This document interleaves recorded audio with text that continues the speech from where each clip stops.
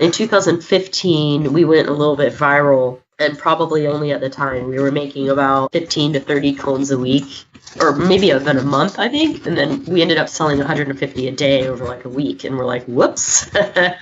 And that was because we hit BuzzFeed and CNN.com and USA Today all in kind of 1 week period. They kind of all picked up the story.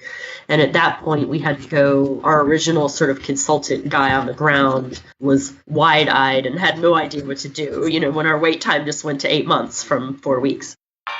The startup investment landscape is changing, and world-class companies are being built outside of Silicon Valley.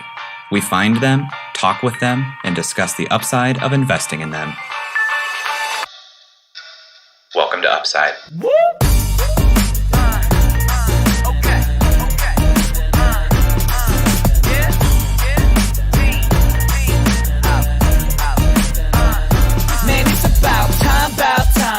Hello, and welcome to the Upside Podcast, the first podcast finding upside outside of Silicon Valley. I'm Eric Hornung, and I'm accompanied by my co-host, Mr. Wanna Get Away himself, Jay Klaus. Jay, how's it going, man? How was Florida? Florida was good. I'm excited to be back in Ohio, but I'm going to New York very soon, too. It's been a busy summer of travel. You've been traveling, too. I have been traveling. I was just in Greece with my family. I highly recommend the Greek islands to anyone who wants to go. We did Athens, Mykonos, and Santorini. Santorini was definitely my favorite. Santo Winery. Highly recommend everyone check it out. Eric Hornung, my little greased pig. That's a weird thing to say. Speaking of pigs, I'm also going to Germany, where we'll be eating a lot of sausage, I'm sure. Croatia and Austria and the Czech Republic in September. So should be a fun little Euro trip, a mini Euro trip, if you will. You're much more of a world traveler than I am. Yeah, I think that's a fair statement. I consider myself a global citizen, though. Yeah, a global citizen. But you do a lot of traveling around the United States. Yeah. Well, I think part of it is, for me, I love traveling, but my lifestyle requires me to be working a lot while I travel. And it's hard for me to rationalize spending so much on traveling and going somewhere where I know I'm going to have to be working a lot anyway. And I'll feel this pressure of like doing it right, like getting the most out of this international travel. And I don't think I could deal with that pressure. You got to do the long travel where you do like a month in one place. So that way you can work and then also do the travel experience. Yeah. That's a common geographically independent type of lifestyle. Yeah. I think that would be more my speed. Speaking of lifestyle, today we're going to be talking with a company that caters to maybe some individuals who have a pet-centric lifestyle. Jay, you want to give us a little insight into who we're talking to? Yeah, that's right. I'm excited about today's guest. Today we're talking with Jennifer Williams, co-founder and chief cloning officer of Cuddle Clones. Cuddle Clones creates custom pet products, and their flagship product is a customized stuffed animal, a plush replica of your pet, whether it's a dog, a cat. I think I saw some rabbits and some horses. They've also branched off into other products using that same sort of replica model, including slippers, golf club covers, figures, ornaments, earrings. Before founding Cuddle Clones, Jennifer spent 10 years as a benefits consulting actuary with PricewaterhouseCoopers and started the company in 2010 in Louisville, Kentucky. All right, Jay, through your research, what's your first hot take here on Cuddle Clones? Well, this is a product in a market I would have never thought about. What was very nice is Cuddle Clones did an equity crowdfunding campaign in 2018, not very long ago at all. And so I have a wealth of research at my fingers, everything from revenue to number of products sold to the amount they raised in that equity crowdfund, and even some industry statistics. But, hot take, pet owners love their pets. So if pet owners want to have replicas of their pets all over their stuff, whether that's an exact plush replica or whether that is on a shirt or on a bag, I believe there's some market there. And apparently to the tune of $72 billion in expenditures for the pet industry annually. Yeah, it's absolutely crazy that people spend so much money on their pets. There's a per pet spending analysis that was done by Fortune, and in an average year, above like, the baseline. Okay, what do you need? You need your shots and everything. It's like $275 per pet in the United States for annual spending. That's kind of crazy. And that's just on the pet side of things. That's not on the human side of things, which is, I think, where Cuddle Clones falls. Not super surprised, given that the human race dedicated, I don't know, centuries to domesticating dogs in such a way that we took one species and made something like, I don't know, how many different strains of dogs do we have now because we selectively Did you just bred call the them crap out of them. strains? Yeah, what's the right word here? Dogs? It's not species. Breeds. Breeds of dogs that we Breeds of selectively dogs. bred over centuries and made so many different types of dogs. So one thing that I can see from our research here, since about 2013, when Cuddle Clones says they launched their first e-commerce website, they've brought in $7 million in revenue since that time, to the tune of about 30,000 products. Yeah, so there's obviously demand for this product. I don't know if that it's something I would buy personally. I don't know that I am the target consumer here, but people love their pets. 61% of people think that pets are a valued member of their family, in the same vein as, your brother or sister. So people love their pets. People like the idea of doing things for their pets, and they have demonstrated that they're not scared to spend money on their pets. So this idea, while it might seem a little crazy at first to someone like me, it kind of makes sense. Well, wrapping up our research here, I saw a couple things that I guess you could call shadows. One being Cuddle Clones as a company was profitable in 2015 and 2016. In 2017, even though their revenues broke $2.2 million, their expenditures were at $2.4 million, so they actually had a little bit of a loss in 2017, which they attribute to upgrades to the website, preparing for this equity crowdfund. So we'll be interested to hear from Jennifer what the prospects are for the company moving forward, how they can get past what looks to be kind of a correlated revenue to expense historical trend. I haven't seen any outsized returns on the revenue side versus expenses in the years of growth. What do you think? Yeah, I agree. The cost structure is primarily variable. You pay for your inputs when you get orders. I would assume that the overhead and everything like that is pretty low. So that makes sense to me. It's only a shadow in the fact that you have to grow to get outsized returns or find new ways to sell. But it's also probably a positive because in the case that you do have a down year or the market crashes and people don't have as much money to spend on pets, you can adjust your cost structure very quickly and still remain profitable. And maybe that's what they're doing, getting into some of their new product lines that aren't just the plush pets.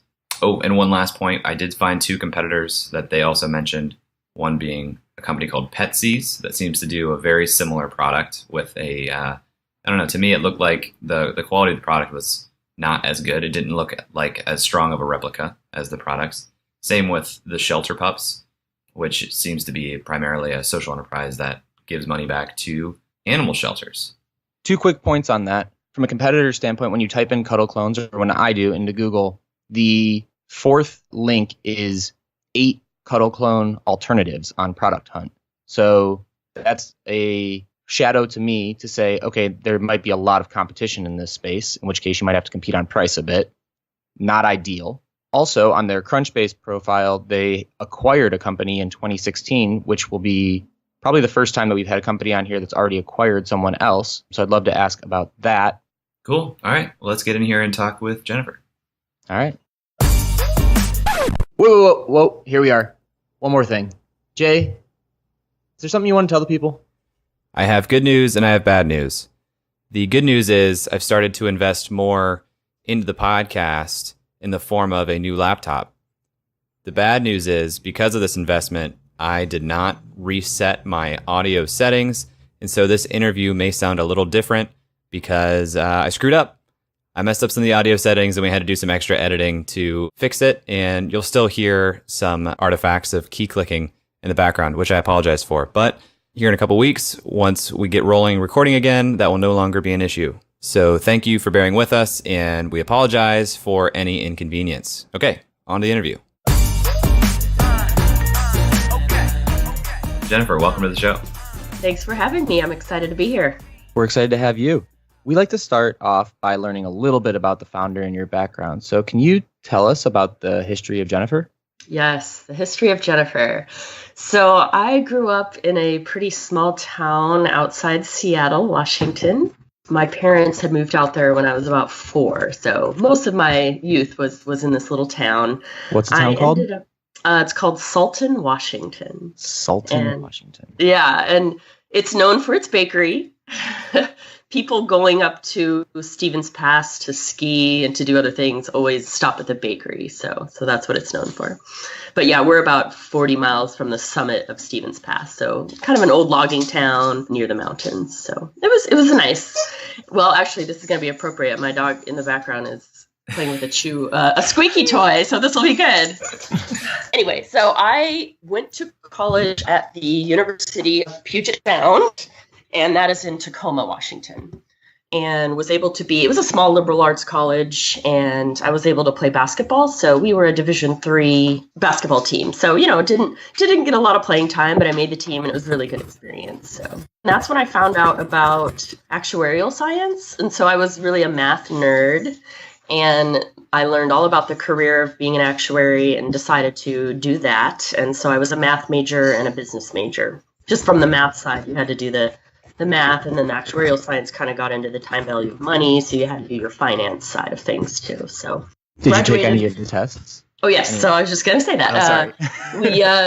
I graduated with a couple of exams under my belt, had a few internships, one at Mercer Consulting in Seattle, and then between my junior and senior year, I had another one at Mercer, but in New York City.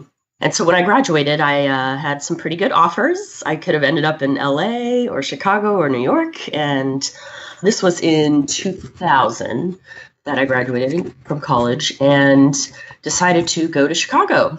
And this gets me a little closer to where I am now in Louisville. So, who knows why a person from Seattle would end up in Louisville, Kentucky. But so I started out at a company called Chicago Consulting Actuaries, CCA, and we were a consulting firm mostly working on large pension plans for companies. And so these aren't your 401ks, but your traditional, what they call defined benefit plans, where you work for a company for 30 years and get a pension. And those are dying out now, but there was a lot to do with that. And we were on the liability side. So we didn't really deal with the money, but more of projecting the potential benefits that have to be paid out from the plan and dealing with all the government regulations for funding and whatnot. So that's what I did for about 10 years. In the middle of that, I moved to Jacksonville, Florida for a time because we had a partnership with a company down there called City Street, and we were providing pension benefit plan administration. And so we had a few people down there, and we just decided to open up an office. But then back in probably 2003, one of the partners at the firm decided to go out on his own and start a actuarial consulting business. And so this was probably my first foray into entrepreneurship. And I didn't really hesitate when he said he was leaving. And he lived up in Chicago. And so I ended up moving back up there. But I'm like, ooh, great. When do we start? This sounds fun.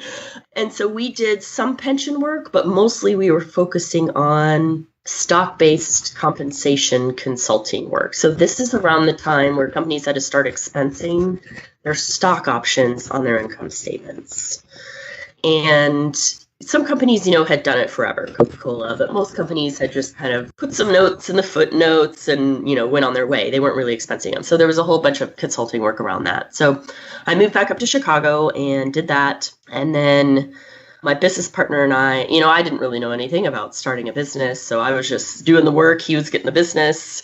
And it kind of just fizzled out. And I think he wanted to do some other things. And so at that point, I decided, well, I really liked that. Maybe I should go get my MBA. And, I needed a little more structure and homework and things to push me along.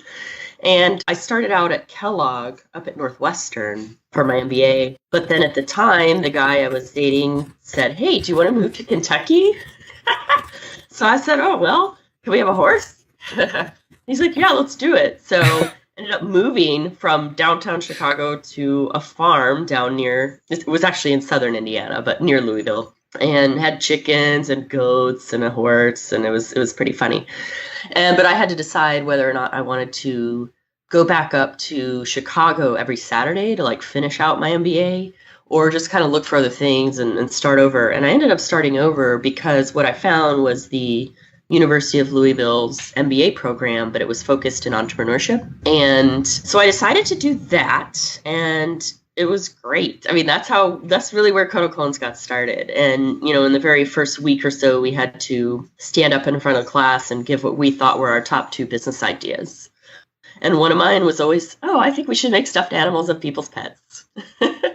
So that's how it started. When you're growing up in that small town outside of Seattle, did you have a farm, or were you just at this stage in your life saying, I want to have a farm?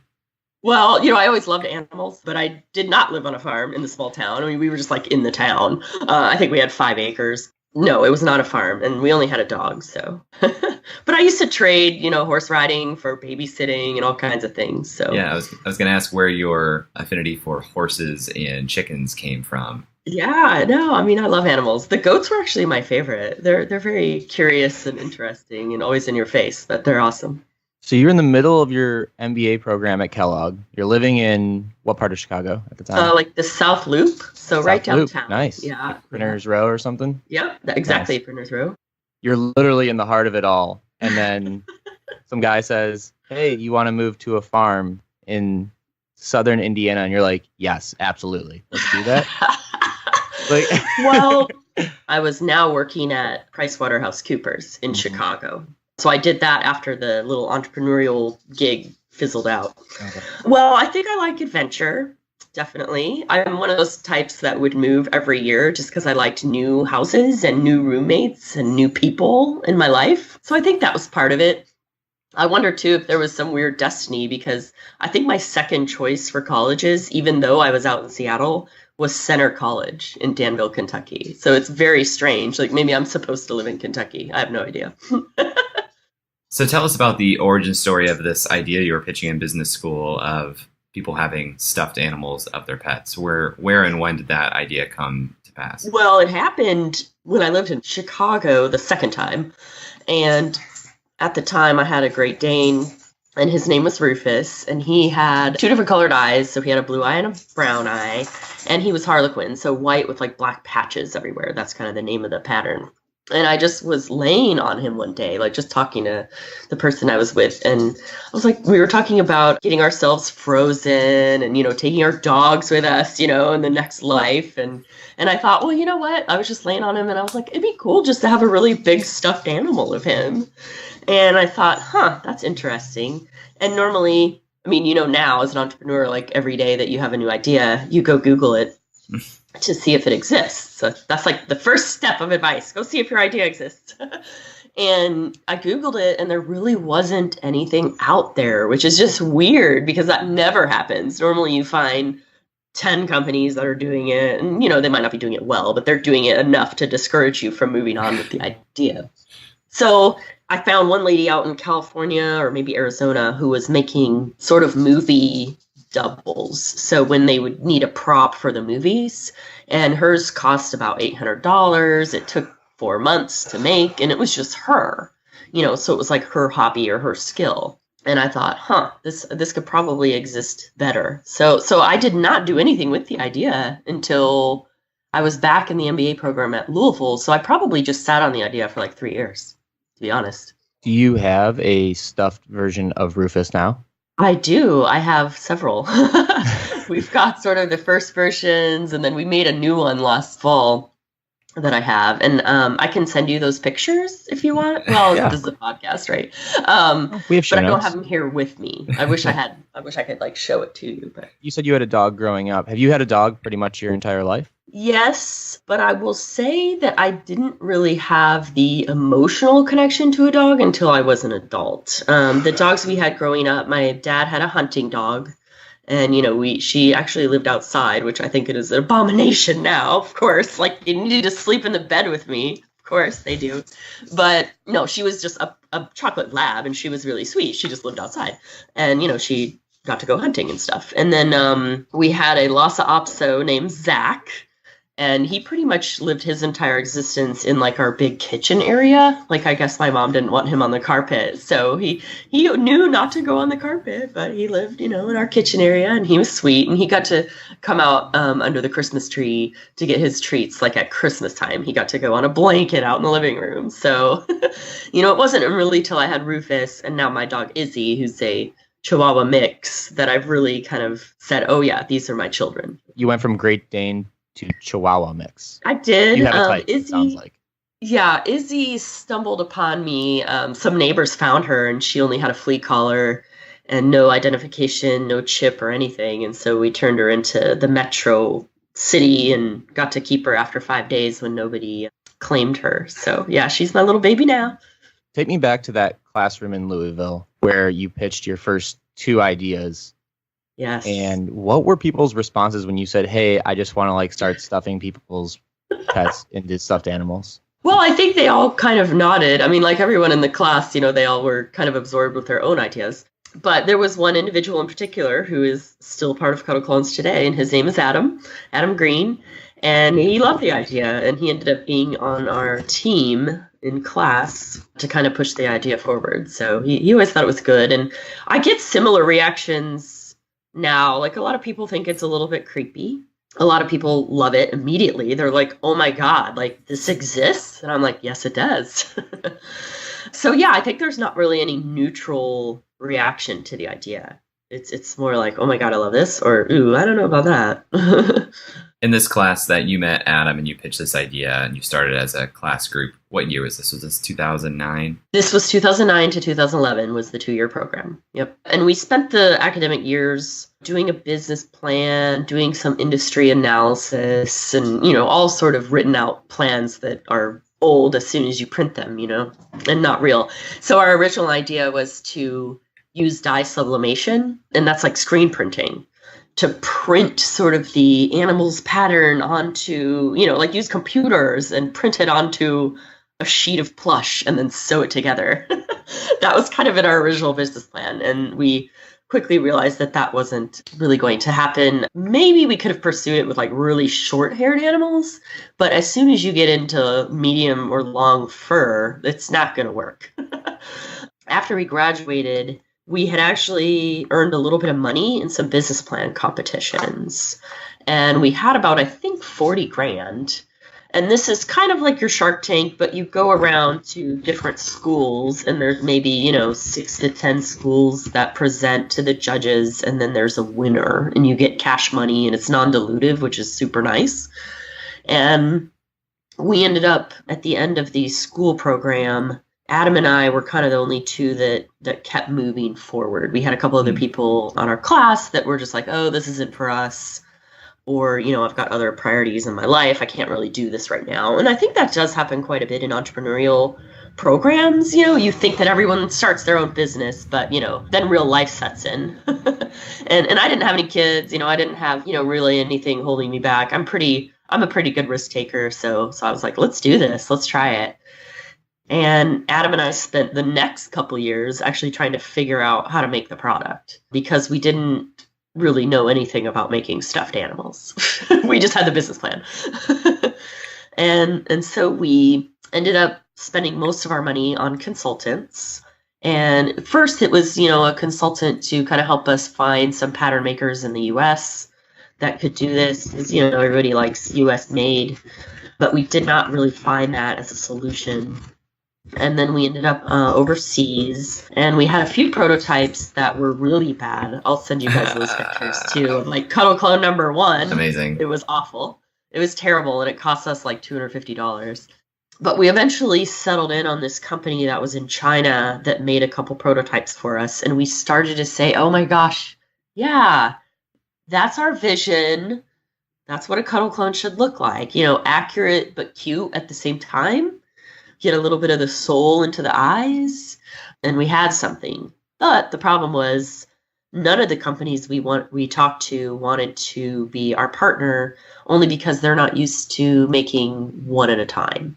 They all make 10,000 of the same thing. Right. They have a few sample makers on their staff, which are the talent, But then all the workers, are doing the leg or doing the airbrush or, whatever they're doing, they're just not set up to make one at a time. And so this particular company was saying, well, we can make maybe one per week for you. And we're like, that's not going to work. Yeah. Unless we sell one per week for $1 million. So what we did was we thought, and Adam will tell you this if he talked to you, he's like, yeah, I probably would have quit right there. This really can't be done. But I'm like, well, no, like we have these prototypes. Like we know that someone can make something that looks like your pet. So we just need to start our own workshop. So that's what we did. This was in April and May of 2013. And right around the time we raised our first round of $300,000. So that was, we might probably get into that. But yeah, we have one round under our belts of $300,000. And that was in 13 that we closed it. And it was really to finish the website and to start this workshop. Like that's what the funds were for. So I went to China for about a month, and I had one of our consultants that we had used gave me a person kind of on the ground there. So he spoke English. He was my translator. And then we brought a girl over from Denver who had her master's in Asian studies. And so she spoke English and Chinese as well. So I had a few people, who I could project on my wishes and they can, kind of translate. So that first day, in China, the consultant guy had hired 5 Chinese people, a couple designers and a sewer and a cutter, materials cutter. I brought a PowerPoint with me and kind of gave, hey, here's what we're looking at doing. And I think maybe 2 out of those 5 people are still with us today in China. And we just started making them. And in the meantime, we applied for our what's called a WOOFie, pun intended, I guess, wholly foreign-owned enterprise over in China. So it's a little bit of a legal hassle, and you have to pledge a certain dollar amount in registered capital that you probably can never get back out of the country. But it wasn't really too heavy for us because we weren't heavy on machinery or really large assets. I mean, we really just had to buy some sewing machines and get some people and start going. Interesting. That was going to be my question. Opening up a workshop there, what does that actually entail? Do you have space? What type of machinery? Yeah, so you have to kind of give them a plan of what you're doing, and depending on what sector you're in. So we were manufacturing, but again, not asset heavy. So our pledged amount was only $50,000, and you had to put that in over 6 months. And so it really wasn't hard for us. I mean, we probably spent that in the first month just getting all the stuff. And you have to set up your bank account. So you have a US dollar registered capital account, and then you've got your sort of operating accounts, and those are in Chinese currency. And then you have to do a lot of signing of legal documents. So we had a law firm, a lawyer from Beijing that helped us kind of through it. And to be honest, I think we probably weren't supposed to be operating until we had those signed legal documents, but we started going. And we were probably making clones for about 3 or 4 months before we actually had the documents. But we wire money over there. What's interesting is that there are employees, it's not a third party. It's great, like in terms of being able to control the quality and the production schedule. And, they're not just going to leave overnight and say, we can't do this anymore for you. And it's really been a blessing and a source of competitive advantage for sure. So what prevents more people from going down that route? Is it because a lot of manufacturing businesses are just really high CapEx? Yeah, and it's probably scary to a lot of people. Like, oh, I have to go to China for a month and start something I've never done. I think that, the first look probably is to find a third party that'll do it for you. I believe that's one of our competitors does. So they found somebody to, make some. It's just a lot more difficult to do your own thing, probably. So except we felt we were kind of forced to do it at that time. As a first-time entrepreneur, I would assume it was scary for you, too, saying, I'm going to have a wholly owned subsidiary company in China, and I'm going to go through all these documents. I mean, talk me through what was going through your head through all this. I'm more of a just, okay, here's what we got to do. And I did have the documents translated, so I didn't, just read them and say, okay, I don't know what this says, but I'm signing it. So that was really nice. But yeah, mostly it was, oh, hey, we want to make these. And, our first ones weren't too good, but the other company that had kind of made the prototypes for us gave us those patterns, which was really nice. And so we had something to start with. And in the beginning, even before our website was out, we did I think it was in 2012 that we did a little Indiegogo campaign, just a regular one, not an equity funding one or anything, but And we sold clones this was the first time we sold any to people we didn't know. And the campaign did kind of say like, oh, this is our first pass, we'll do it. We'll get your feedback. And we sold clones for $25 to our friends. And so we just started practicing on a whole bunch of pets. And that's how we kind of perfected. Well, I don't know if it's ever going to be perfect, but, improved over the years. So they're a lot better now. So what is Cuddle Clones today? Cuddle Clones is about a $3 million business. And we offer anything from a stuffed animal of your pet to golf club covers, slippers. We just added our purse product, so now you can have a handbag of your pet if you're super crazy. We have a variety of other custom products such as 3D printed sandstone figurines, ornaments, jewelry. And so what we're really about is taking your pet and creating just different, unique custom products of your pet. We've got a little subsidiary called cartoonizemypet.com where you can go and create a little cartoon based on your breed and then project that onto a bunch of different products that are offered by Zazzle right now. That's anywhere from, stationery to a phone case to other such things. And so eventually we're probably going to kind of integrate the whole thing into one site and really, kind of push this, hey, we've got these pet profiles, and so we can kind of show you like everything there is to offer you of your pet, because we already have your pictures and stuff. So based on what I did some research on and on Crunchbase, it appears that you guys acquired Cartoonize My Pet. Is that correct? We did in 2016. Right. Yeah, we found it, and we had an idea of creating a little mobile game out of the assets, which we haven't done. We kind of integrated it into our old site where it was just part of our products listing. And we've cross-shared some things with the email list. And we haven't done much with it, I will say. We tried, but we've concentrated on a lot of different things. So we launched a new website this year. Our old site was not even mobile friendly, if you can believe it, all the way through 2018. And now we have a mobile responsive site. Like people can actually place an order on their phone, which is where all of their pet pictures are. And so that was really the concentration over the last year or two, was getting that site out. And it took us forever just because we had one developer in-house that was working on it. We tried a few agencies to do some things over the years and got a little discouraged from that. So we decided to kind of bring a developer in-house and try to make it ourselves. So we did that, but now we've got some outside help as well. I'm interested in talking a little bit more about the Cartoonize acquisition and Sure. what that decision process was for you. Like, why did you say, I see these guys, I want that? Yeah, and it was actually the suggestion of one of our investors. We were just talking about it because when we had found it, we're like, oh, this is super cute. It could probably lend itself well naturally as an extension, that people give us their pictures and we give them products of their pet. Now, in this case, they're able to kind of make the avatar themselves. We don't have every breed on there, but we do offer like a custom one. If we don't have your breed, we'll, kind of make the custom cartoon for you. But we liked them, and one of our investors said, well, why don't you acquire them? And that was kind of his statement with like a lot of different companies. We're like, we can't just go acquire everyone. But this particular one, we looked it up, and it was only one lady. It was only one owner. And, she had been, I contacted her, kind of trying to see if she'd be willing to work together on like a project or something and also maybe potentially get acquired. And she didn't know what to do at first, but then, she had another baby on the way and she's really the artist. She's the one that creates all the pets.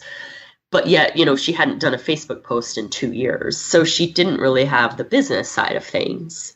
And so we came to an agreement. It was not a large acquisition by any means. It was, mostly just a 5-figure check to her. She got a little bit of royalties, going forward, as well as a few shares of Cuddle Clones. And so right now we still work with her. She's kind of doing a couple of the base pets still. And then we've got a little bit cheaper graphic design folks kind of then doing all of the color iterations. Because if you go on the site, like you pick your breed and then there's, 50 million color iterations that you can do. So yeah, it was just kind of an opportunity that one of our investors was like, oh, you should buy it. And we're like, okay.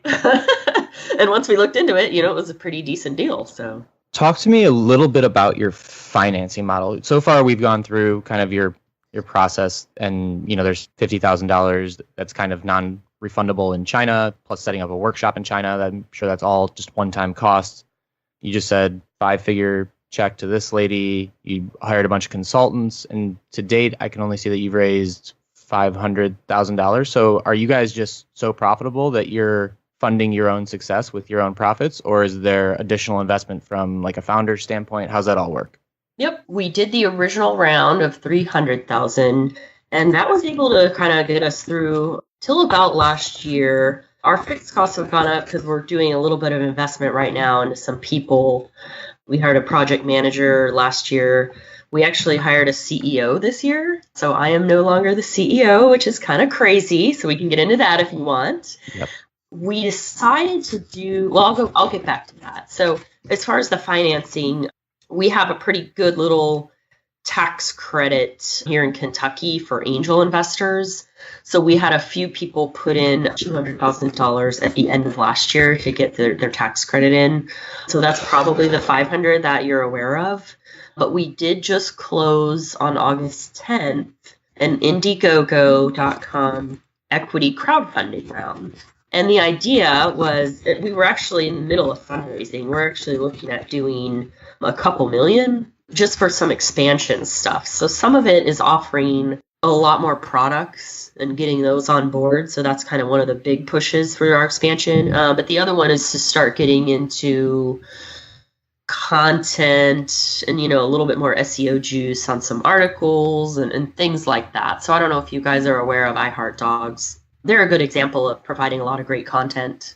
So it's iheartdogs.com, but they've got, articles on every breed and every species. And I think they have I Heart Cats and I Heart Birds and Horses and a couple of the other domains as well. So we kind of like their model, that they do a lot of content and they're just now starting to offer some products.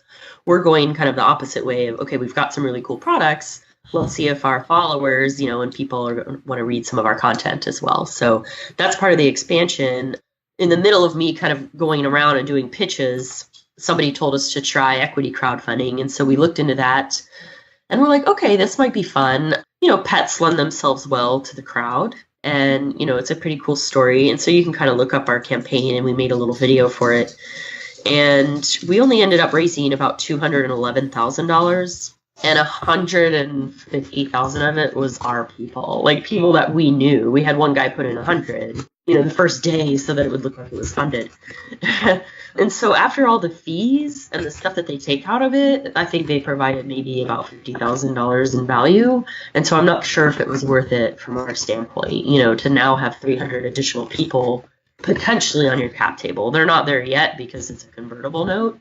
But it was a good experience. And so, I can now tell other entrepreneurs that are thinking about doing the equity crowdfunding, what it's like.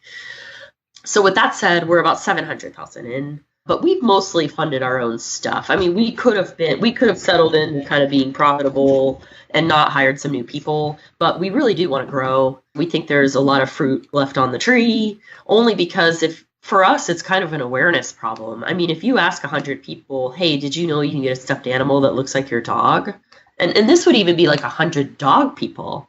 Maybe only one or two would actually know about it. And so part of the expansion as well is to really put some of the fuel onto the marketing dollars, marketing spend, and just general awareness stuff. So I think my girlfriend spends easily 30 to 60 minutes a day looking at dog pictures on Instagram. And I just asked her about it this morning, if she had heard of getting a stuffed animal of her dog, and she had not. So I think that's very anecdotal, but... Did she have a good reaction?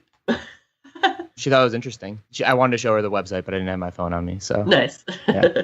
So I'm interested, Jennifer, in hearing, once you launched the initial plush product and then you started getting into more products, did those product ideas come from the customers, and what were they asking for first? Because I see some of the products on your website and I was thinking to myself, well, I wouldn't have thought about that.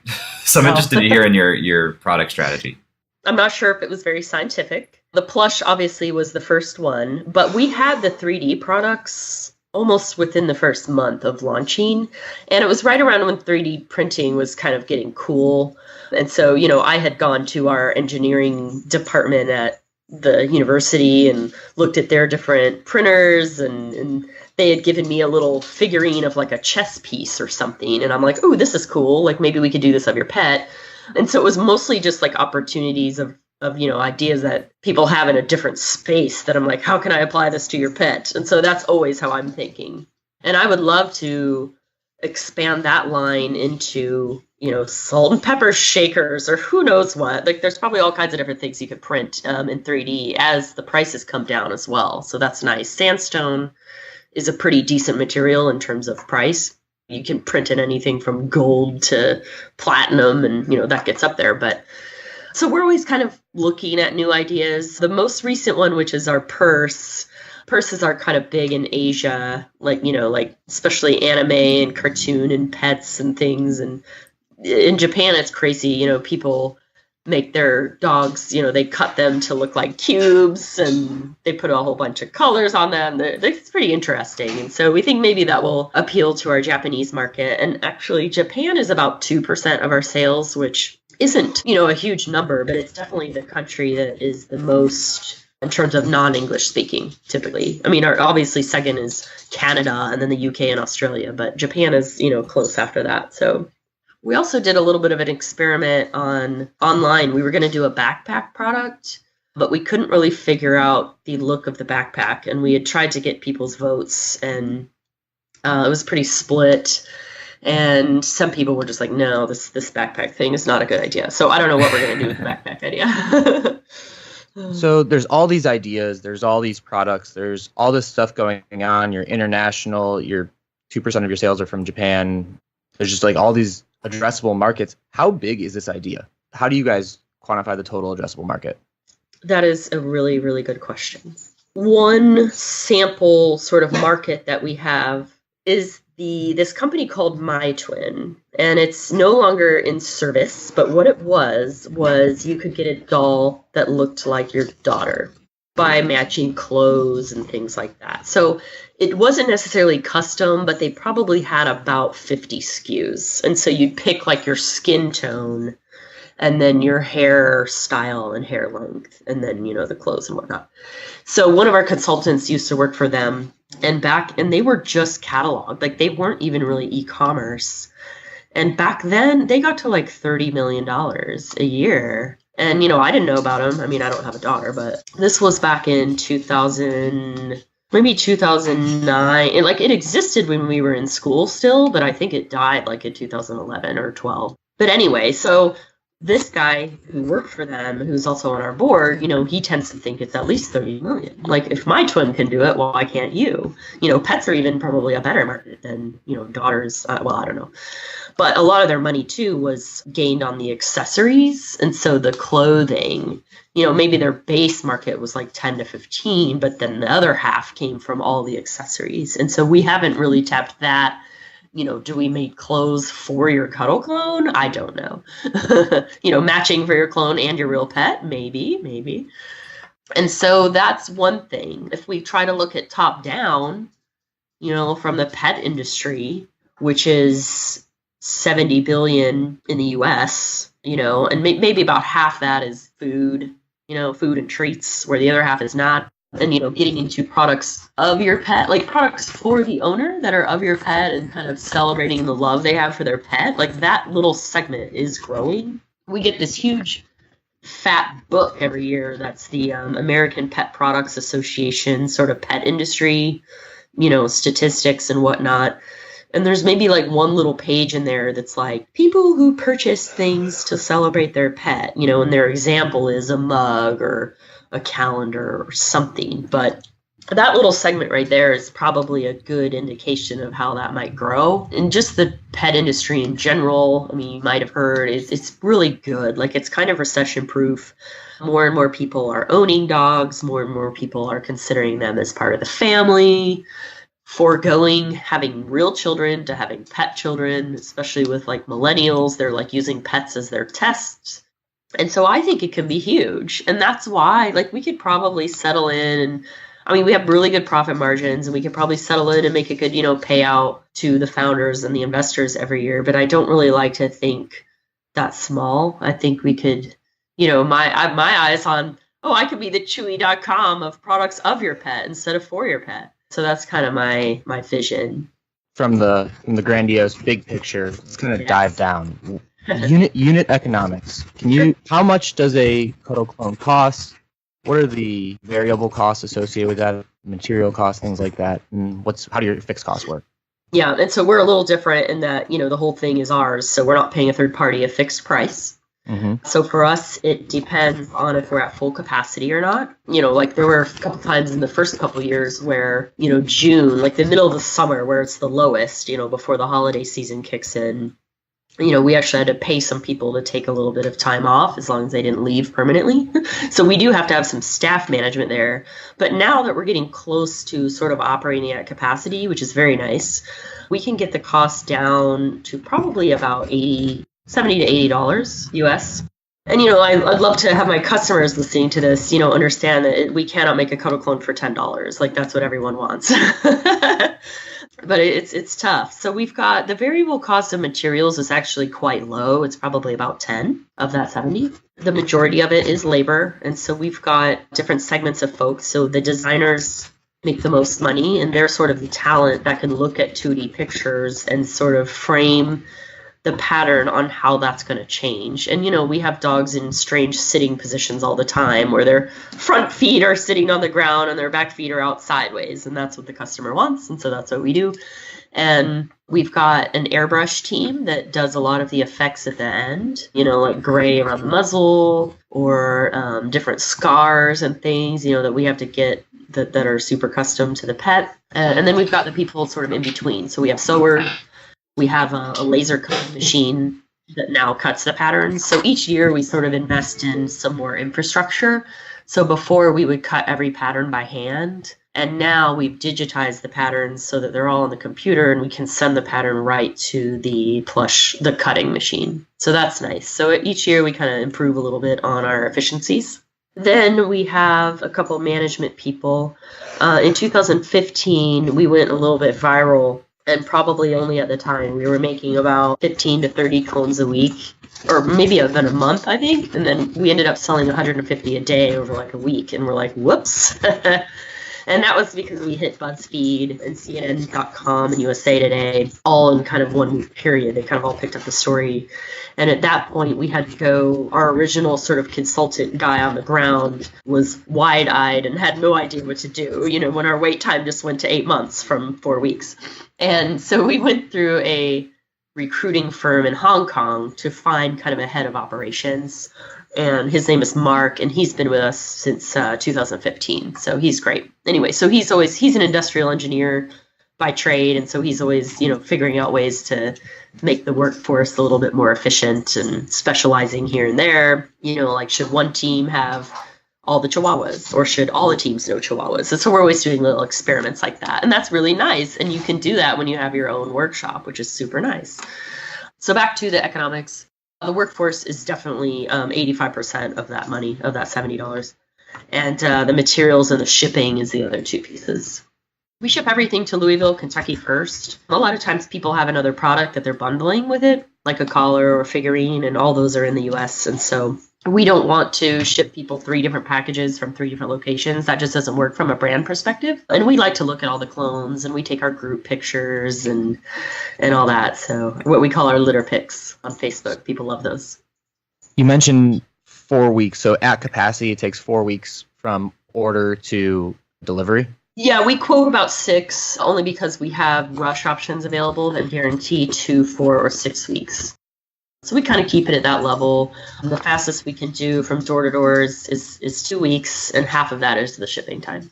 I'm curious to hear if you've come across any interesting or surprising data points in what people are looking for their animals. Like you mentioned a Chihuahua team. Do you guys have like an outsized percentage of these things that are Chihuahuas? What sort of trends do you see?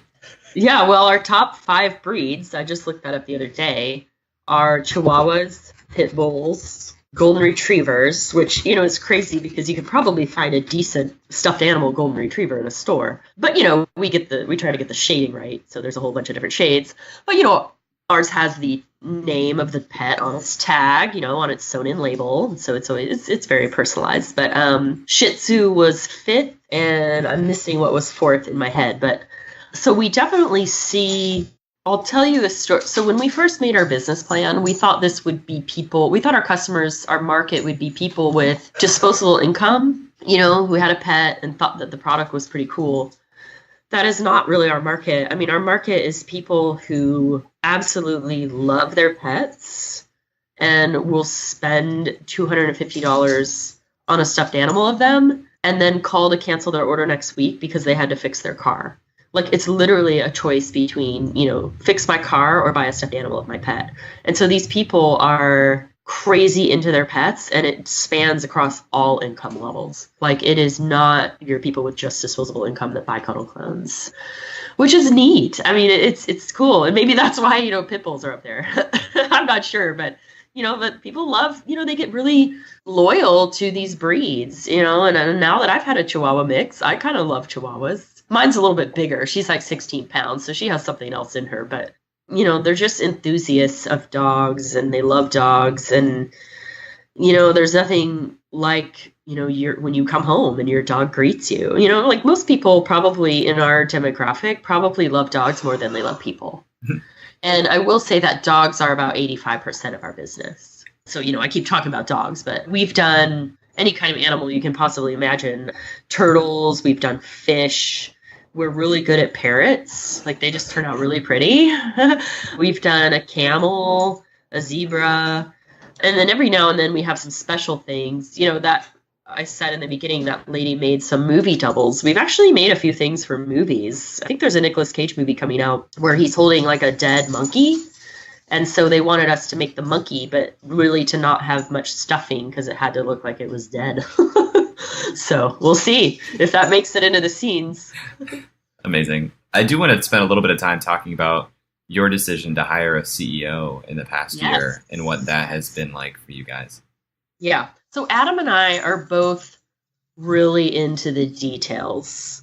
Like, I love my spreadsheets because I've got the math background.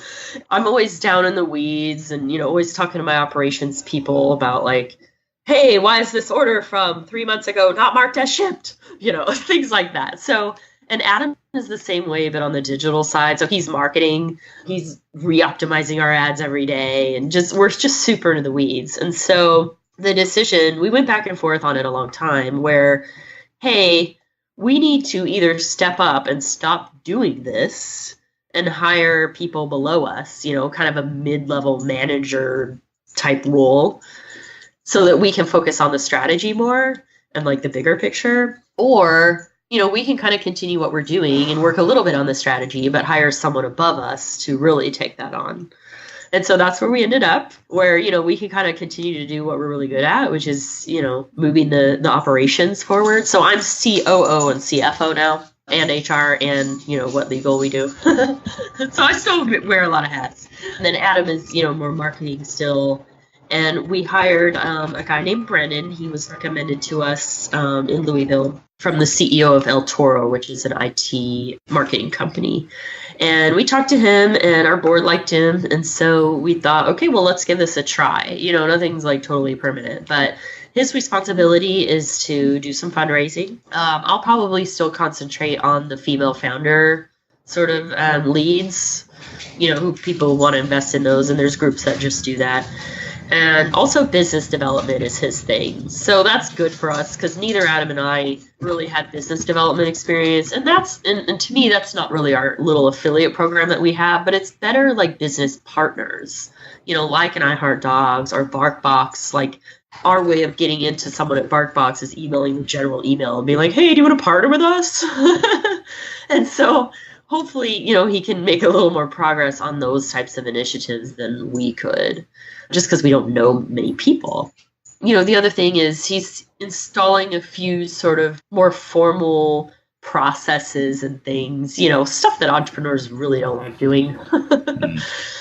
We've got a pretty good system in place, but he helped us too with like a lot of IT. So we just moved into a new office, and our internet was really bad at the old office, and I never knew how to fix it. And so now our internet's fast. What was attractive to Brennan about the opportunity to join and lead Cuddle Clones? I would say, so he's got dogs, so, he could kind of resonate with the product. He spent some time in the gaming industry, like slot machines and stuff, and he actually grew. I think it's the challenge for him to grow something that has a lot of opportunity, take that challenge on and really make it happen. We have a lot of vision and, we execute things, but not quite as quickly as we're hoping he can do for us. And so I think he looked at that and he looked at our vision and was like, yeah, there's definitely some low-hanging fruit we can do, but then there's some definitely big initiatives that he can take and move forward and attribute that to himself. I think that'll be good for him. So. And what does the team that Brennan is going to be overseeing, what does that look like? I know that you have the workshop in China, which I think has 5 people. And then what's the staff like around the rest of the world? Yeah, the workshop has 32 people. Oh, just kidding. Yeah, sorry. 32 there, and then we have 14 in Louisville. So I'm kind of overseeing the operations and the customer service team and the shipping. So sort of our day-to-day folks. And then the CFO role for me, I've got a couple girls that do some bookkeeping, but they also do operations. So everybody kind of does a little bit of everything. And then on the marketing side is Adam. We're going to be looking at some more content people. And then we've got an in-house graphic design person, our social media folks. And then probably a pretty good chunk of it is the development side of getting the new products on board, finding vendors. And that we have one main project manager working on that. We hired him in December, and then building out kind of that team and sort of the new product development team, if you will. So that's kind of what it looks like now.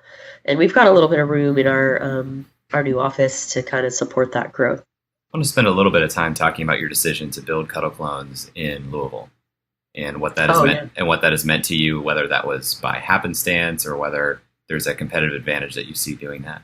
There's no competitive advantage as far as I know. It's only because I lived there. It really had nothing to do with anything other than I got my MBA there. Adam moved there. The other people that were working on the business with us. Even our original 300,000 round, maybe 60,000 of it came from Louisville, and the rest was out of state, people that we knew. I will say it's an advantage because if you do show some success like we have, we get a pretty good amount of press. I mean, I do love Louisville because it's a small entrepreneurial community and we all know each other. But, there's some stuff like, oh, well, you can't get fundraising in Louisville, or you can't really grow fast in Louisville because you don't really have the network that you need. And there's probably some of that. But if I tried to start Cuddle Clones in, say, Palo Alto, there's no way. We're not a scalable tech business. So it's nice to have our own little home in Louisville where we're actually making a product, that people want, like a tangible thing that people literally want to hug. And it feels nice. And, the questions that you get from the Silicon Valley investors is like, what's your IP? What's the tech behind this? And I'm like, well, we have digital patterns. I guess they're just clouded by the fact that no, we're trying to build a brand. And do any of your tech companies ever have someone write them a handwritten letter and say thank you for starting your business? No, they don't. So, we've built something that's a feel-good business. And despite, some of those limitations with potential investors, I think we'll be fine.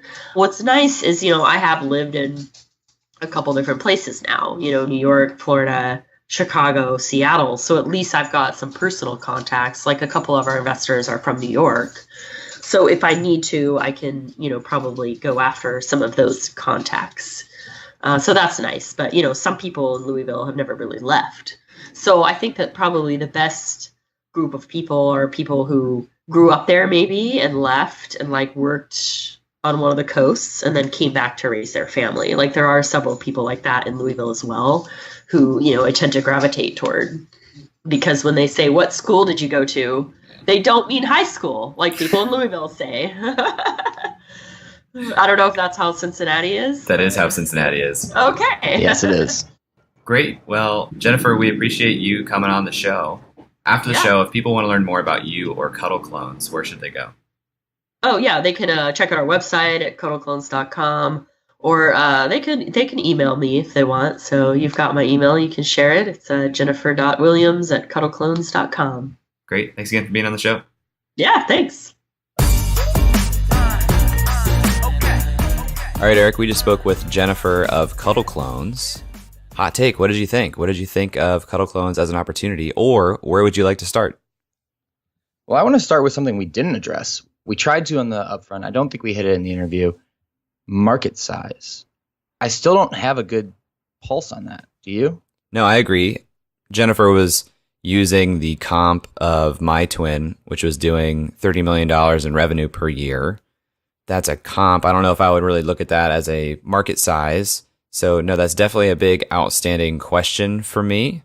It's hard for me to understand. They've had a lot of growth over the last few years from a revenue standpoint, but I don't have a good sense of where that could or would top out based on the market size. And that gets me kind of to my second question, which is around this idea of expansion, which seems to be a focus right now. They're fundraising, and she said the primary reason is for expansion. They're going to expand into content. They're going to expand into new products. Does that mean they've tapped out on what they think the market is for these Cuddle Clones and they're just going to grow organically? There's no real huge growth expansion on that single product, or they feel like they have to diversify their product portfolio. I don't know. The market size is such an important number here because their whole growth philosophy is based on expansion, and that I think her words was there's still a lot of fruit left on the tree. But what does that mean? Yeah, it's hard to say. And something else that I think was lacking from the conversation, not to say that Jennifer doesn't have it, is more insight into the market size and this expansion based on the feedback and data from customers. I didn't get a great sense that all of the products were determined by the customers so much as here are some products we could do. I know this is going to sound a little weird, but did you get an Apple vibe from this company in terms of the Apple story? Or is that just me? No, but I'd love to hear why you say that.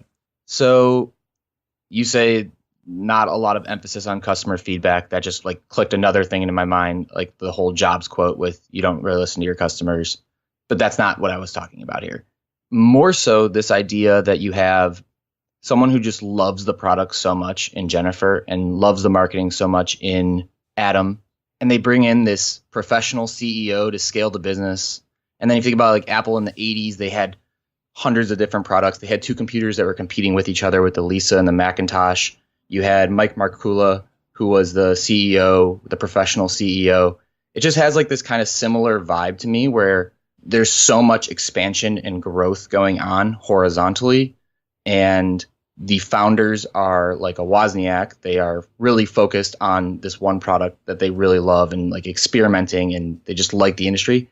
I don't know if the metaphor holds up all that well when you look at scalability, but the idea to me that this narrative follows similar to Apple is kind of interesting. And I do want to touch on the hiring of a CEO and what I think that means for this as an opportunity and as a company, because I think it's really interesting. But something that I think bodes well for Cuddle Clones is something Jennifer brought up related to customers being aware of this product.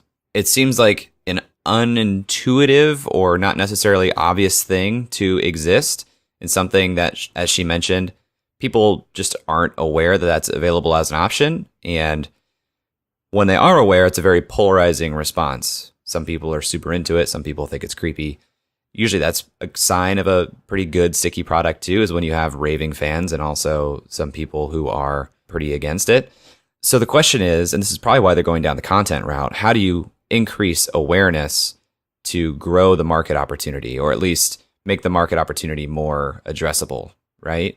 So if they're hitting $2.2 million in 2017 in revenue without really feeling like people are aware of the product, that does bode well for me in terms of total market size, but it's just very hard to put a finger on and really make projections against.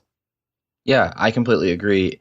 The other thing is, and it's the flip side of content marketing, they did go viral once in 2015 with BuzzFeed, and they immediately addressed that they had scalability issues. So this content marketing push, let's say every dog person, every dog lover on Instagram all of a sudden starts seeing sponsored content by Cuddle Clones here and there. in posts that they already follow and accounts they already follow and in Cuddle Clones' own accounts. Well, if those orders shoot up again, are they operationally capable of sticking to that 4 to 6 week window? Or are they going to have that backlog that they had when that BuzzFeed article pushed out? Yeah, good question. She talked about their costs being mostly labor and that they have, 32 employees in the factory. So do you just, if that were to happen, do you hire more employees? And does that just scale your costs right alongside the extra revenue coming in? I think it's kind of a question of those 32 people in the warehouse, are they at capacity right now or not? Because if they're not at capacity, they're kind of just eating a cost anyway. Yeah, and I also think the long wait times are just going to be rough from a customer perception space. And I do want to talk about the customer and the audience that was addressed here. One thing that I have a question about with the audience is the repeatability factor. So she mentioned that the audience is really into dogs, really into cats, really into animals, whatever it may be. That cannot be more than 20% of the population. It's just like Pareto principle, like 20% of the people are 80% the most into something, right? It's probably less than that, to be honest. People who would think about, as she put it, a payment for your car or buying a stuffed animal of your dog. But the average lifespan of a dog is 10 to 13 years, according to Google. So that customer only buys something from you, assuming they have one dog, they probably have more, once every 10 to 13 years, if they are a repeat sticky customer. The counterpoint I was going to make that you just addressed was those same people are probably the people that have dogs on dogs on dogs, lots of cats, lots of pets in general. And they're probably staggering when they acquire the pet. Was that the way you put it? Or, bring the pet home. But that point is probably at the core of why they're expanding into different products to say, I already have my Rufus Cuddle Clone. Now I want my Rufus keychain. I want my Rufus shirt. I want my Rufus bag. That makes some intuitive sense as to it could work. Again, what I was really looking for was we talked to our customers and they really wanted these 5 products. So these are the 5 products that we're going to make. And again, that's not to say that that wasn't the case. I just didn't get that from the interview. Yeah. I wanted to jump into one more thing on audience, and then let's get into the CEO and the founder and that whole dynamic. How's that sound? Sure. Asia. She mentioned it's 2% of their sales, mostly centered in Japan. And that was just kind of a little nugget that was left out there that we didn't really attack more in depth. But I could see that being just a monstrous market for them. So I'm curious, and this will segue us into the CEO, how the CEO is looking at that opportunity, in addition to a bunch of other opportunities. Yeah, that's a good point. I made that note as well. That was a spicy little nug that we didn't touch on, wish we would have. But, that is, we also didn't talk about international shipping and what that does to the costs. But since they're already shipping from China, right, they're probably already doing mostly international shipping anyway. Interesting. Speaking on that point, now segueing into the founders and the CEO here, something that I really loved about this team is this wholly owned subsidiary warehouse in China and their willingness to really roll up their sleeves and figure out how to make that happen. I think that was a really good indication of this team's resourcefulness and ability to problem solve because, as she said, most manufacturers want to manufacture in bulk, and these are pretty much custom jobs every time. And so to find a solution and to control their manufacturing process in that way and still do it in a country where I assume the labor is more cost effective, I think was just a good indication of their team. Did you have the same sort of feel? I did. And I've spent a decent amount of time in China. I lived in Hong Kong for 3 months. I lived in Shanghai for 3 months. And China is hard. It is impressive to go over there for a month and come out with a deal that works and works well and appears to work almost seamlessly. That is very, very impressive, especially on your first attempt. So the consultant that they had must have been amazing. And they just did a very good job with that for not having any hell in China type stories. 2 of their original 5 employees are still on the team. It's incredible. Which, I'm speaking anecdotally here, but it seems like the turnover in China is very high. So it must also be a pretty good work environment, I would guess.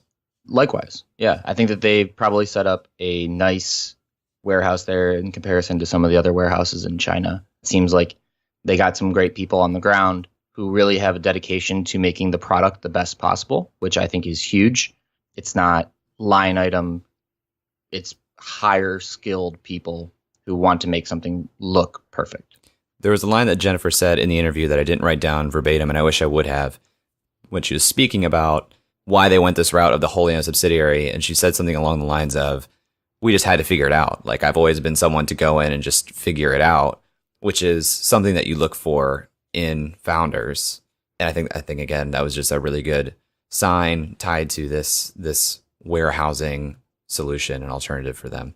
Let me ask you a quick question as we look at expansion. And I know we're going to get to the founder and the CEO here in a second, but I just want to get your kind of take. Just keep teasing it. I know. We're just going to keep teasing it. I don't want to forget about it, but I want to get your take on what feels like the overall business strategy right now. The idea that they're going to expand horizontally into a bunch of different products. How do you feel about that versus the alternative of getting really, really good at making just these dogs and then using content marketing to raise awareness? Well, at the end of the day, I think the good thing about this strategy is that it seems relatively low risk and probably low cost because, for one, I think they already are really, really good at making these replicas. It seems anything I've seen, they're the industry leader. And that will continue to improve with time. But as far as expanding into other products, it seems to me like they just kind of found, I don't know if I'd call it an integration, but the ability to create new products with one of the suppliers who creates these products already without taking on inventory risk or what have you. It seems like it's more of a marketing of new products than development that incurs costs and inventory costs. So I do want to put that out there, that was my understanding, which seems relatively low risk. The content side of things, as someone who creates weekly content with this podcast and daily content with my blog, subtle plug there. Yeah, that was nice. The content game is so hard, both from the discipline of creation, but also from a level of strategy that frankly I don't have because it takes a ton of time in its own to structure content in such a way that it is going to grow and be found and shared organically and also lead into the product mix that you want to sell naturally. So when it works really, really well. And I think it could work here. I just know how difficult that is. And you need someone who is really good at it, can lead the strategy and also make it happen. And it would have been awesome. Well, and maybe we take BuzzFeed as this example. It would have been awesome to say or to hear, we started playing around with some blog posts and we tried this out and we saw that got shared a whole lot and that led to these sales. I hope it's not just kind of a line out to say we hope this works, because that will certainly be a cost intensive effort, even just for staffing the person putting the content together. Your thoughts? Well, I agree with all that. I think that it just comes down to focus versus experimentation for me. And I think you're right that they make an incredible product. But I would want to see that product, that stuffed animal type product, just be like seen, known, and knowledgeable everywhere, and then have experimentation going on in the background. And maybe that's what the CEO is going to bring. So let's talk about him. Yes, let's. So I love the idea that I'm Jennifer, I'm Adam, I'm the founders of this. I realize my weaknesses. We go and hire somebody that complements our weaknesses. I think that's a great thing. And not even just weaknesses, but our passions, right? It's Right. like, I really like experimenting with the product if you're Jennifer, or I really like experimenting with the marketing if you're Adam. And it's like, okay, I don't want to do business development. I don't want to go out and create this. This isn't in my, this isn't what I want to do, nor is it my skill. So let's let someone else do that so I can focus on making the things that I do the best, which goes to that focus and experimentation kind of dichotomy. Right. So she said his focus is on fundraising and also business development. So, it could be, I don't think they've started down the content path just yet. It's certainly something that they're considering. And, this is one of the things that I'll say in our question of what do you want to look for 6 to 18 months from now? It'll be what has that business development strategy become and what's sort of caught hold, because they may try some pilots that way. They may try some pilots another way where they're looking at channel partners or strategic partners, whatever way it is, to create the awareness of the availability of this for the people who will care. That could be content. It could also just finding a different product in the mix of pets that introduces people to that possibility, whether it's something like BarkBox. Yeah, I definitely agree with that. What did you think, looking at our founder-centric questions, about Jennifer? What were your takeaways on Jennifer? Well, I do believe that she is obsessed with this idea.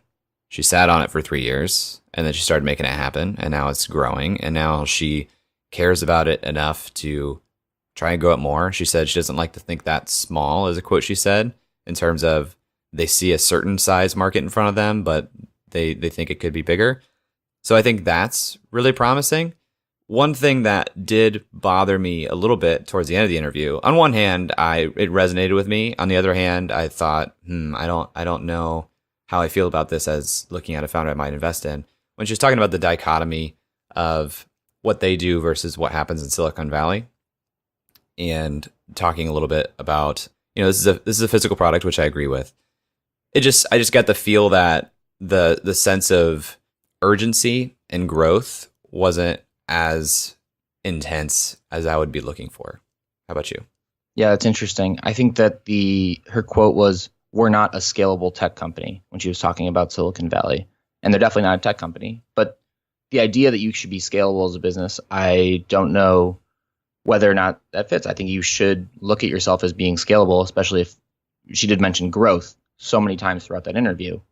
Scalable has to go with growth. And it's a tough path to walk because you are doing high quality work. This brings back the Apple metaphor. How do you scale and also have one of the best products on the market, the most beautifully designed, right?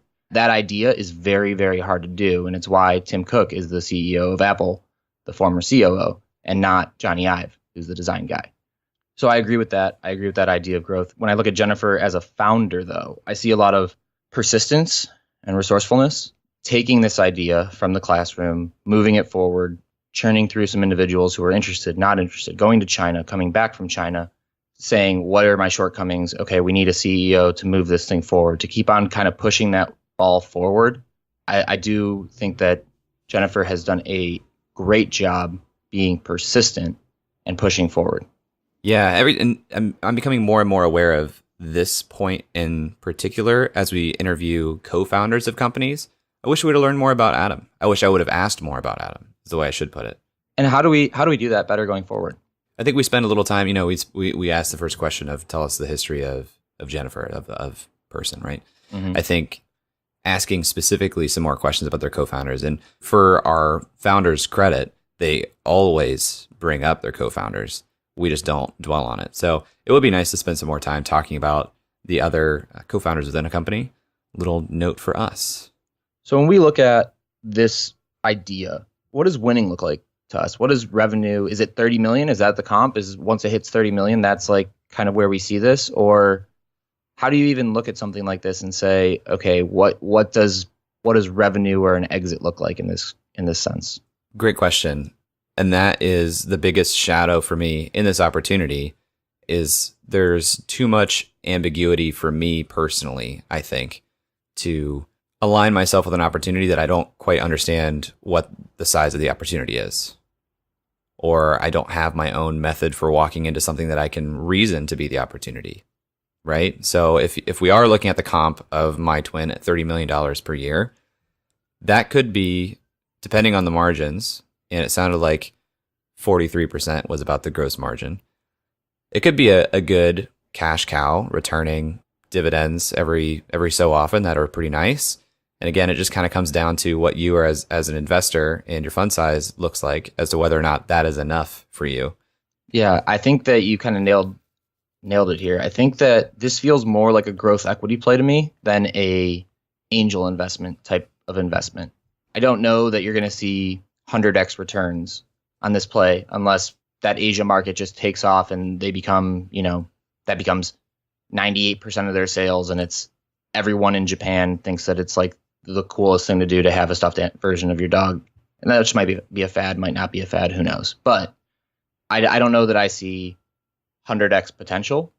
I do see the potential for a very solid business that is returning very solid profits and is growing at a steady, consistent, double-digit clip every year. And there's nothing wrong with that type of business. I don't know that it fits an angel investor's portfolio in the VC context. Not to say it doesn't fit an angel investor's portfolio for certain angel investors, because everyone's different. I do love the vision of the Chewy.com for products of your pet instead of for your pet. I think that's compelling. I just want to know, if that was to come true, what does that mean? How big is it?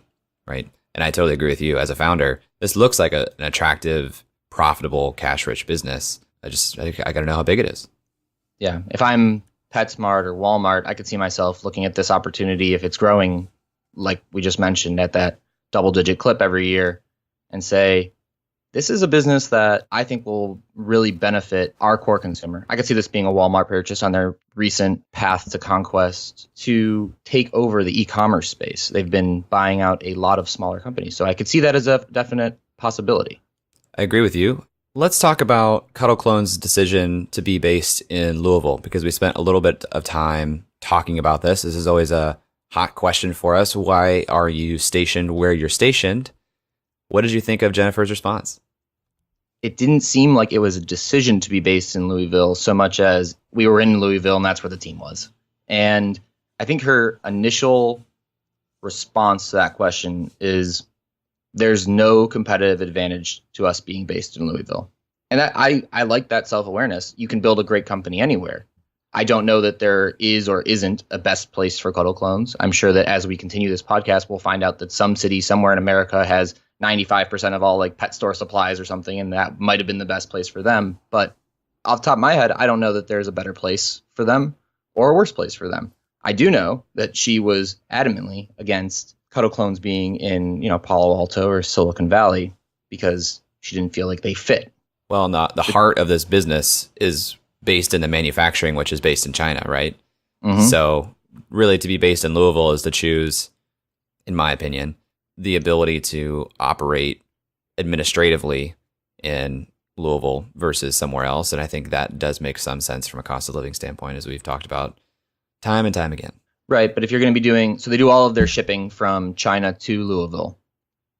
I have to believe that on your question of international shipping, I have to believe that there is a more cost-effective center somewhere in the United States that has, or Canada, I don't know, but that has an ability to ship most cheaply logistically, right? This is the logistics play. Most cheaply from China to the United States and from the United States throughout the United States. That to me feels like probably an added expense of getting to Louisville, although I'm not sure if Louisville has a great distribution system to China, which it might. Yeah, you're right. Theoretically, there is some perfect logistical point that just by pure statistics is probably not Louisville. A lot of places that aren't Louisville, there's one place that is Louisville.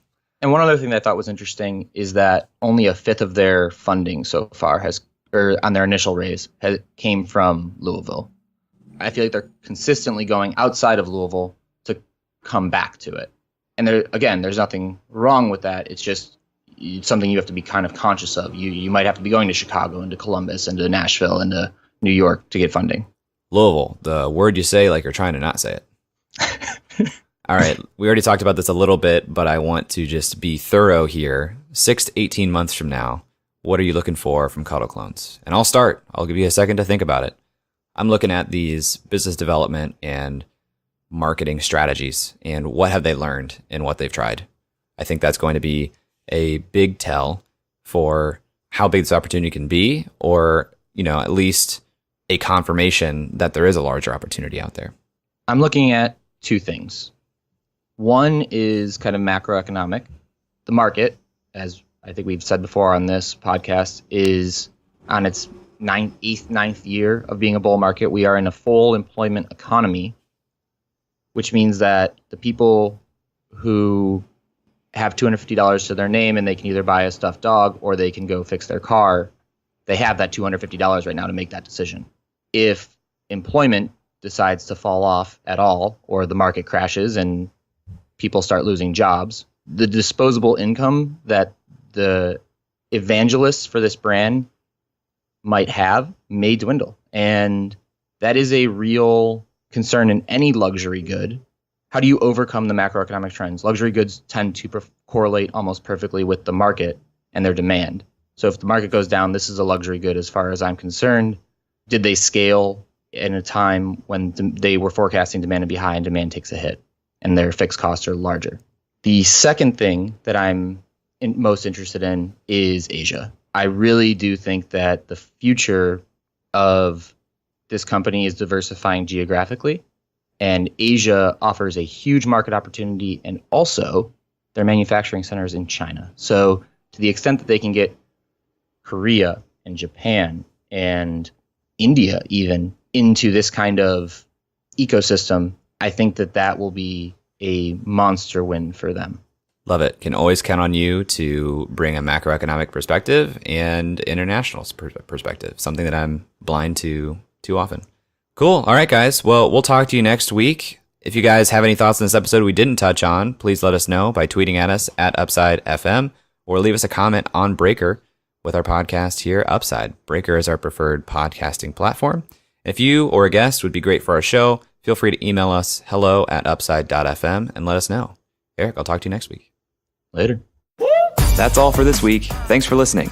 We'd love to hear your thoughts on today's guest, so shoot us an email at hello@upside.fm or find us on Twitter @UpsideFM. We'll be back here next week at the same time talking to another founder in our quest to find upside outside of Silicon Valley. If you or someone you know would make a good guest for our show, please email us or find us on Twitter and let us know. And if you love our show, please leave us a review on iTunes. That goes a long way in helping us spread the word and continue to help bring high-quality guests to the show. Eric and I decided there were a couple things we wanted to share with you at the end of the podcast, and so here we go. Eric Hornung and Jay Klaus are the founding parties of the Upside podcast. At the time of this recording, we do not own equity or other financial interest in the companies which appear on this show. All opinions expressed by podcast participants are solely their own opinion and do not reflect the opinions of Duff & Phelps LLC and its affiliates, Unreal Collective LLC and its affiliates, or any entity which employ us.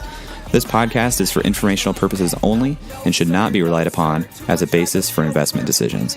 We have not considered your specific financial situation nor provided any investment advice on this show. Thanks for listening, and we'll talk to you next week. Never mind, bro, that can't be matched. I'm lighting it on fire, used to run victory laps, and still I'm not even tired. It's all about the timing, yeah, that's what they say. Well, I'ma keep on rhyming, find a way.